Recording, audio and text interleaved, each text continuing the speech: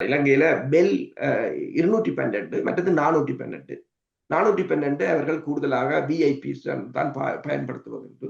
212 தான் உங்களுக்கு தெரியும். முன்னைய காலத்துல அந்த 50 கலிபரை பூட்டி அடிக்கிறவங்க அங்கால இயக்கத்தோட சண்டை நடக்கக்கூடிய அப்போது பெல் தான் பயன்படுத்தும். பிறகு 90களுக்கு பிறகுதான் MI-17, MI-24 ரக உலங்கு வானூர்திகளை வாங்கியிருந்தார்கள்.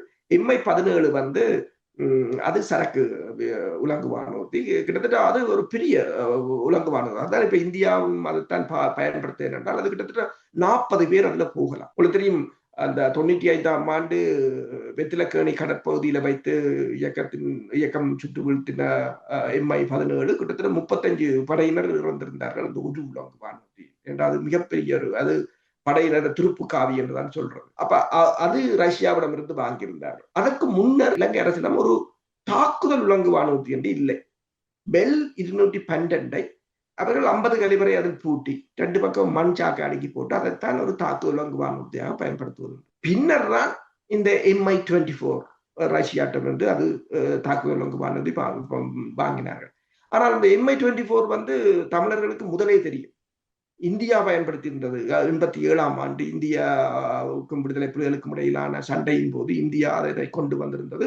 அது மாதகல்ல இந்தியாவிலிருந்து வரும்போதே பொன்னால பாலத்தில் நின்ற பொதுமக்கள் மீது தாக்குதல் நடத்திவிட்டு தனிக்கால வந்தார். அதுல இந்த மாமாவும் அதுல உயிரிழந்திருந்தார். அதுல சும்மா போய் நின்றவர், அதுல மீன் வாங்க நின்றவர், அவன் சும்மா அடிச்சு போட்டான். அப்படி தமிழர்களுக்கு அது வேலைக்கே அந்த உலங்கு வானூர்தியோ இந்த பரிச்சயம் இருக்கின்றது.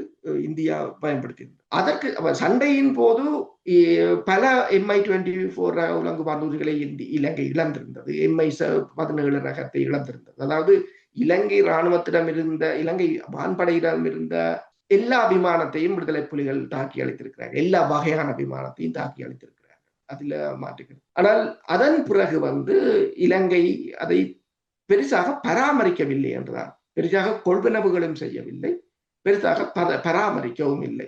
பராமரிப்ப அற்ற நிலையில் பல உலங்கு வானூர்திகள் பயன்படுத்த முடியாத நிலையில் தான் இருக்கு.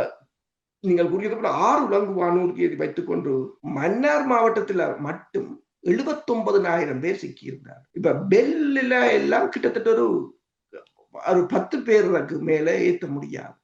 அப்ப 6 உலங்கு வானூர்திகளை வைத்துக் கொண்டு ஒரு மாவட்டத்தில் இருக்கிற 79,000 பேர்ல எத்தனை பேர் ஏற்றலாம் என்றால் உங்களுக்கு ஏன் தெரியும்.